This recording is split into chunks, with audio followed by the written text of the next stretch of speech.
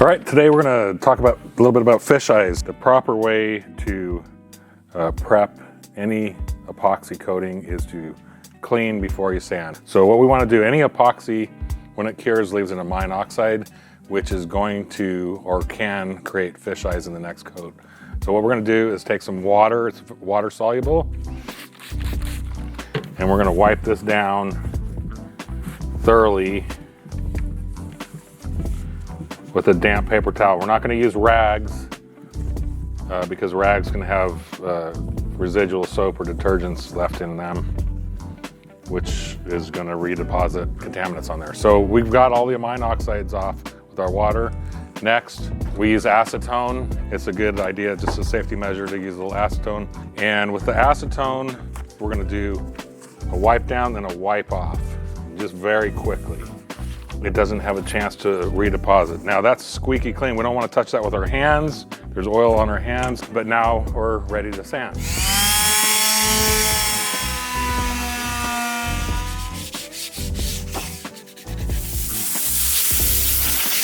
So when you're looking at this, you're gonna get bubbles in there. That's all right, don't worry about it. We don't wanna, whip it up and get a ton of them. It can turn white, especially if the resin's too cold. We want this at 75 degrees optimally. The hotter it is, the shorter your working time. We have up to about an hour at 75 degrees or so. So we're ready to go right there. So I'm gonna go ahead and pour that on.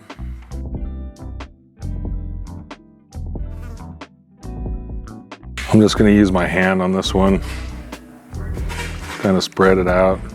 I'm gonna get it down on the edges. And what we're going to do is go underneath the edge, which will help you get a nice smooth edge on the front there, on this edge. But I want to let it set for a couple minutes and let those air bubbles rise, let it kind of self-level out before I do anything else. So this is had a chance to sit here for a couple minutes. Now we're going to de-aerate the first go around. Just going to hit those edges really quick. All right, we're gonna let that set another couple minutes. It looks beautiful right now. I don't even see any bubbles. And we'll probably do that just one more time and she's done.